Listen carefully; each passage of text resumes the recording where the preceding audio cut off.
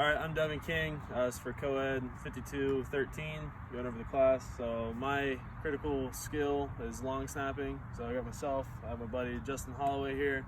He'll be the snapper today. I'm just gonna call him Dusty, that's what we call him. So we'll go from there.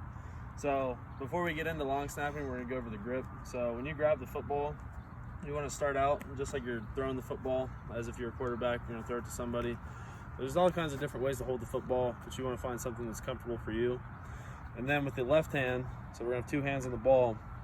Me personally, I like to have my middle finger ride down the middle of this line and then have my thumb high. Many people use different techniques. I know Dusty, he likes to slide his hand over and have the thumb down a little bit more. It all comes down to what you're comfortable with, what you prefer, and how you can snap a better ball. So we're going to go ahead and get into setup. So ball sit down. So when the snapper approaches the ball, he wants to make sure he has a nice foundation underneath of him. He's got his feet set square right here. He wants to make sure that his toes are pointing forward. This whole thing, this whole long snapping motion, we want to make sure all the energy and momentum is going backwards so he's not losing any velocity off the ball. So he's got a good base underneath of him. So now he's going to go ahead and bend down. He's going to bend at the knees, and now he's going to approach the ball. He's going to grab it. So he's going to get that same grip that we just talked about. So we're going to pause right here. So if we look at him, he's got good bend in the hips, good bend in the thigh right here. He's got a nice flat back right here. Straight arms. He doesn't want to be bent at all. He wants to be able to get as much power as he can on the ball. And if you can look at his wrist right here, one of the critical features, he doesn't want to have the ball this way because he's not going to be able to get good rotation on it. So he's going to break his wrist down just a little bit so he can get better rotation on it. Again, while he's set up in this position, right now what he's thinking about, he's making sure everything's in line, everything's set, so at the start of the snap, he can be as explosive as he possibly can.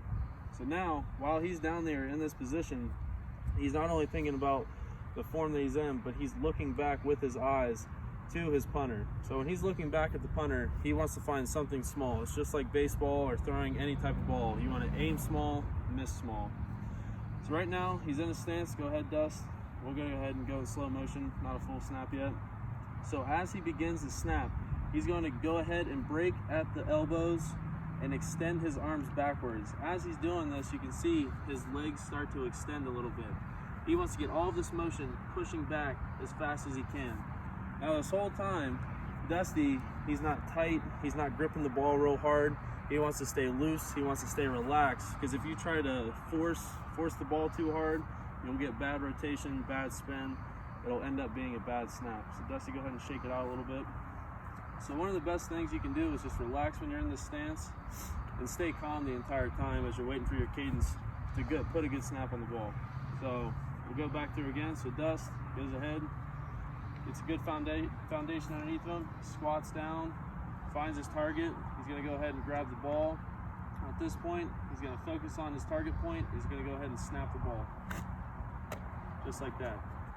Right there, as we go back through that, when he comes through, he needs to make sure that his arms and his legs are both going at the same time to make a slingshot type effect on the ball to get as much power as he can. So go ahead and we'll go back down. Focusing more on the release here. So he approaches the ball, grabs it. When he's releasing the ball, so as he's releasing the ball, if you want to go slow here, he's bringing his palms off the ball. He's working on his fingertips here, and he's finishing. So if you go ahead and drop the ball. Now show him your finish right here. So with his wrist, he's taking his wrist.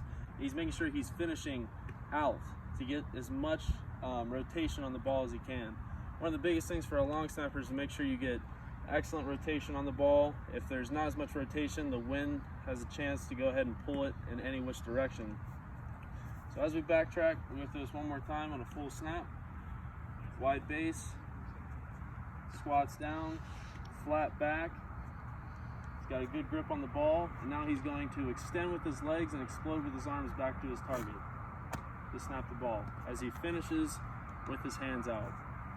Now, after the snap, one thing people don't think about is that snappers have to either set it to block or if they have to set up the rundown field. Here at OU, we're a spread punt team, so we don't block. So after Dusty snaps the ball, he needs to be prepared to make a play downfield. So after that, so when he snaps, he's got no time to admire his work. He's got to get his head up and take an immediate, quick right first step with his right foot or left foot, whether we're split right or split left, to go make a play downfield. So again, we'll go ahead and get back down to our stance.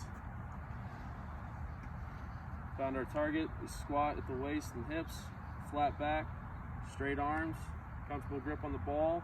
We explode, finish, and then he's got to take a step to get downfield. So my name's Devin King. These are some of the critical features in long snapping, and that's it. Thank you.